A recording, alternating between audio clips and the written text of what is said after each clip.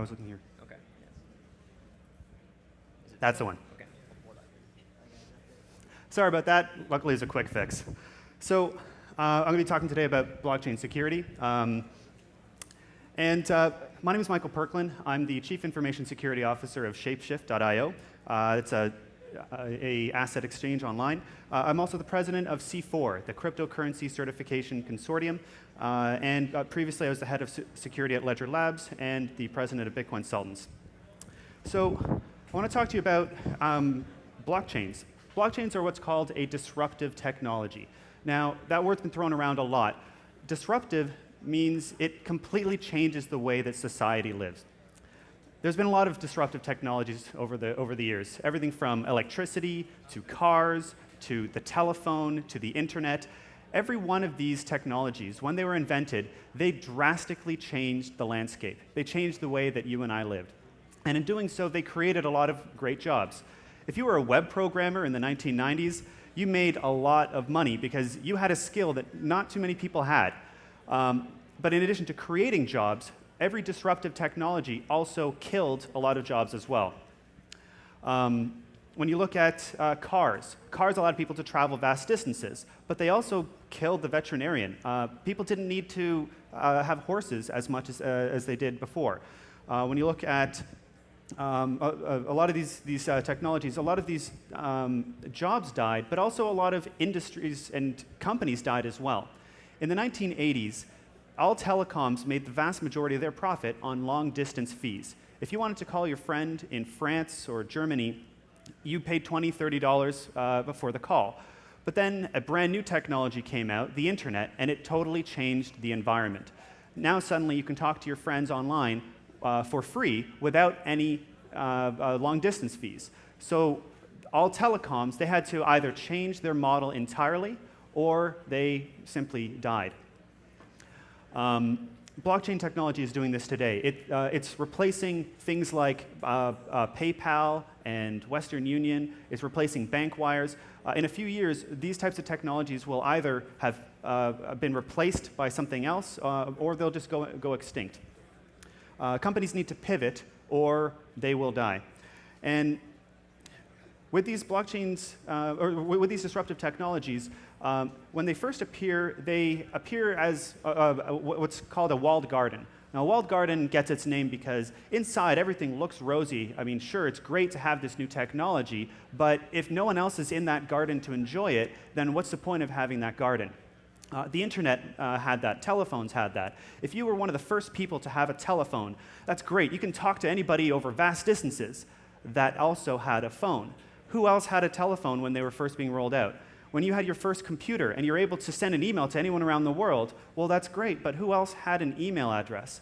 Blockchain technology seems like that today. It heralds a new future where we can zip payments instantly back and forth and we can transact with people peer-to-peer, but if no one else has a Bitcoin address, if no one else has an Ether address, what use is that technology? And this walled garden phenomenon is common in all disruptive technology. At first, it doesn't really seem that useful to you today, even though maybe at some point in the future it might be useful. If you take a look at the technology adoption curve, this graph, which I borrowed from The Economist, shows disruptive technologies and how long it took for 25% of the American population to adopt that technology. We can see that in 1873, electricity was used by 25% of the American population, and that took 46 years from the time that electricity was first invented to the time that 25% used it. Similarly, the telephone took 35 years until 25% of the population in America used it. Radio, 31, television, 26. You can see a trend. And the reason for this trend is most new disruptive technologies are built on a technology that came before it. You cannot have a telephone unless you have electricity. You cannot have a PC unless you have electricity. Each one builds upon the next. And this is the same with blockchain technology. It builds on the one that came before it. The most recent disruptive technology before blockchains was the internet. And if we take a look at this, we see that today, 49.7% of the world population uses the internet. 49.7%. Now, that's a surprisingly low number when you consider just how amazing the internet is. It allows you to get information from anywhere in the world, to communicate with people anywhere in the world. Each one of these disruptive technologies, they allow you to do something you couldn't do before. A mobile phone lets you talk to people when you're walking around, but not everybody needs to do that. Television lets you watch stories on a tube, but not everybody really wants to do that. The internet, not everybody needs to do that either. But let me ask you this. Blockchains allow you to transact with anyone in the world. Yes, payments were the first type of transaction to be replaced, so now you can pay anyone in the world. But in the future, many different types of transactions will be replaced. Things like home and property ownership, things like a legal contract between parties. So what percentage of the global population needs to transact with other entities? 100%. Every single one of us at some point needs to buy something or sell something, needs to transfer ownership from one person to another, needs to deal with a legal dispute. And because 100% of the global population needs to transact with others, and because each disruptive technology builds on the last one, it's my belief that blockchain technology will change this world more quickly and more drastically than the internet did. Now that's a bold statement, because those of us who are 30, 35 or older, we remember the world before the internet, and we know just how drastically the world is different today than it was back then.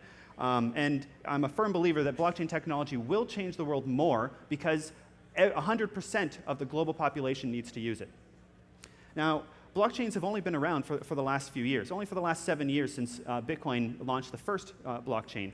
And if you look at the whole line of computing, which started back in the 1960s, that accounts for only about 12 to 15% of the timeline of computing. That's a fairly small drop in the bucket. Now, whereas all these other the computing technologies, they've had years and decades to build the best practices, blockchains haven't.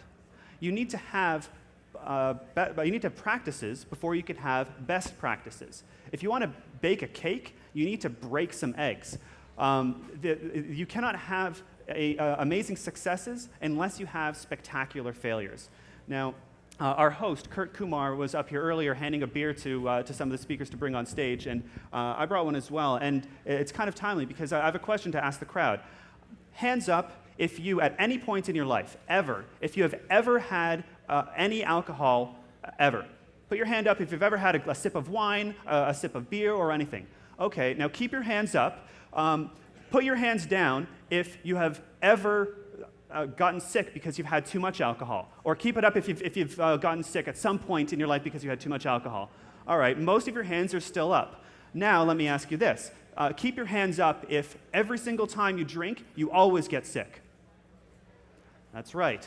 We've all had to have spectacular failures, and we all learn from those failures. We've all learned just how much we can drink before we've had too much. We've all learned how to tie up our laces so that we don't trip on them. You need to have these failures in your life in order to grow. And when it comes to the blockchain community, we have had some spectacular successes, but also some spectacular failures. We have had companies go for almost 5 or 6 years without being hacked, like Coinbase. We've also had the disasters of Mt. Gox and Bitcoinica and Bitstamp.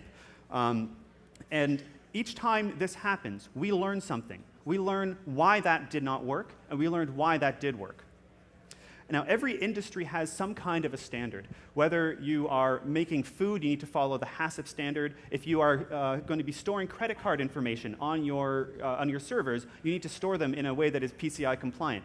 If you're going to be doing accounting, you need to follow the SOC 2 standard. But when it comes to Bitcoin and Zcash and Dogecoin and Ethereum and all these cryptocurrencies, we don't really have a standard yet. Well, at least we didn't until just a few short years ago. The Cryptocurrency Security Standard, the CCSS, is the world's first industry-generated standard for cryptocurrencies. It gives specific prescriptive advice on how to secure the private keys that back all of your cryptocurrencies. Whether you're dealing with Ethereum or Bitcoin or a brand new coin that was just announced on stage earlier today, this standard gives you advice on how to secure those private keys properly. It covers the entire life cycle of cryptocurrencies, everything from the key generation, to the key storage, to the key accessing, to the key usage, who gets to access them. All this together is known as the information system. The software, the hardware, the policies, the procedures, the personnel, all 5 of these aspects come together and need to equally be as strong like a chain. And like any chain, it's only as strong as its weakest link. And as you can see there, if you have really strong ironclad links that are tied together with a zip tie, it doesn't matter how strong all the other links are in the chain when you're relying on a piece of plastic.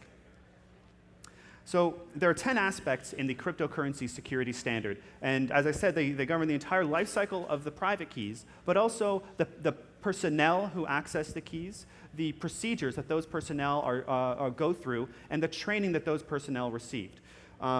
By separating it out into this way, we can come up with a checklist that makes it very easy to identify the security aspects of a system and whether it is adequate. Once you can grade each of those, now you can come up with an overall system score of level 1, level 2, or level 3. Level 3 is the most secure you can get, but even just level 1 is secure enough. By analyzing all the previous breaches, the researchers at C4 and the security professionals that we worked with at BitGo and a variety of other companies, we took a look at every breach that has happened to date, and we identified all the commonalities.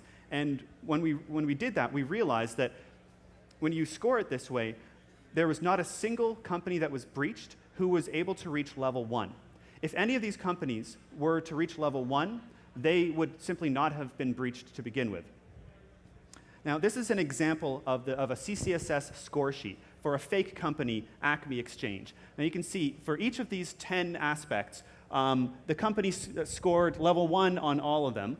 On some of them, for example, wallet creation, they scored level 3. On some other ones, they scored level 2, but not all of them are level 3. Only a few of them reached level 3. Only a few of them reached level 2, but they are consistently reaching level 1 in all 10 aspects. So, just like a chain, which is as strong as its weakest link, this system would be scored level 1, even though they were able to get higher scores on some of the other aspects. Now, as I mentioned, all the thefts in the last 8 years, systems that failed to comply with level 1 were the ones that breached. All the systems that ticked the boxes for level 1 so far have stayed resilient. Now, when you're securing the keys, when you're securing a system, it is all about the private keys. And I personally believe that in the future, everything about security will move to private keys. Today, most of our security for all the systems that we access are based on passwords. You have your banking password, you have your Facebook password, you have your password for everything. Most people can't really remember passwords that well, so what do? We repeat them. Or we come up with a secret algorithm, the name of the site plus a common password. All of these are, unfortunately, very bad ways of securing passwords because humans are simply not good at coming up with enough randomness to secure something. But private keys are generated by computers. They are long, random numbers, and they are strong. So it's my belief that in maybe 10 years, maybe 15 years, I'm not sure when, but it's my belief that over time, we will be using passwords less and less, and we will be using keys more and more.